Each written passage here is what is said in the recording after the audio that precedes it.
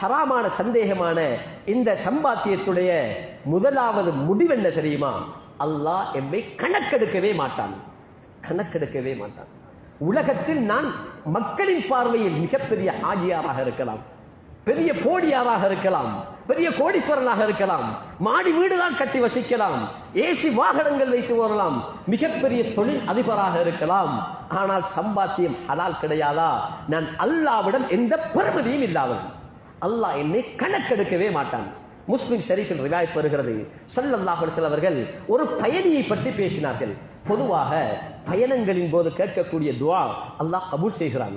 அல்லாஹ் துஆவை கபூல் செய்யக்கூடிய கட்டங்களில் ஷரியத் அனுமதிக்கக்கூடிய பயணம் செய்யக்கூடியவர்கள் அவர்கள் பயணத்தில் கேட்கக்கூடிய துஆக்கள் அல்லாஹ்விடம் பெருமதியான துஆக்கள், அல்லாஹ் கபூல் செய்யக்கூடிய துஆக்கள் என்பதாக ஸல்லல்லாஹு பேசி இருக்கிறார்கள்.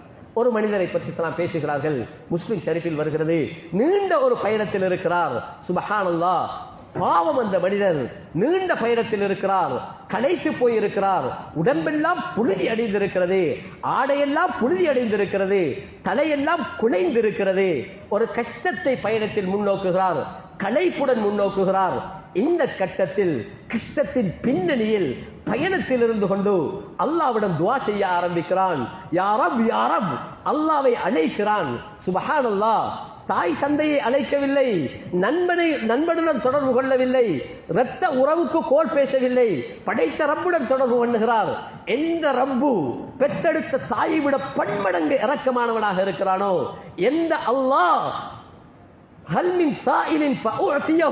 என்னிடம் கேட்கக்கூடிய யாராவது இருக்கிறார்களா, நான் கொடுக்க தயாராக இருக்கிறேன் என்பதாக சொல்லிக் கொண்டிருக்கிறானோ, எந்த அல்லாஹ் குர்ஆனில் உதுஊனி அஸ்தஜிபு லக்கும், என்னிடம் துஆ கேளுங்கள் நான் உங்களுக்கு தருகிறேன் என்பதாக சொல்லிக் கொண்டிருக்கிறானோ, அந்த அல்லாஹ்விடம் துஆ செய்கிறான்.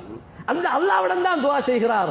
நண்பனை அழைக்கவில்லை, நானாவை அழைக்கவில்லை, குடும்பத்தை அழைக்கவில்லை, பெற்றோரை அழைக்கவில்லை, படைத்த ரப்பை அழைக்கிறான். சுப்ஹானல்லாஹ், ஸல்லல்லாஹு பேசினார்கள். இந்த கட்டத்தில் துஆ கபூலியத்துக்குரிய பயணமாக இருக்கிறது, தூர பயணமாக இருக்கிறது, அல்லாஹ்விடம் தான் துஆ கேட்கிறான். என்றாலும் அல்லாஹ் அந்த கட்டத்தில் அந்த மனிதனின் சம்பாத்தியத்தை பார்க்கிறான். அல்லாஹ் அவனது உடம்பை பார்க்கிறான். உடம்பில் ஹராம் கலந்திருக்கிறதா, சம்பாத்தியம் ஹலாலாக இருக்கிறதா, இதைத்தான் அல்லாஹ் பார்க்கிறான் என்பதாக சொல்லுகிறார்கள் ஸல்லல்லாஹு. வமத்அமுஹு ஹராம் வமஷ்ரபுஹு ஹராம் வகுதிய பில் ஹராம், அவனது உணவு ஹராமாக இருக்கிறது, உடம்பு ஹராத்தினால் வளர்ந்திருக்கிறது.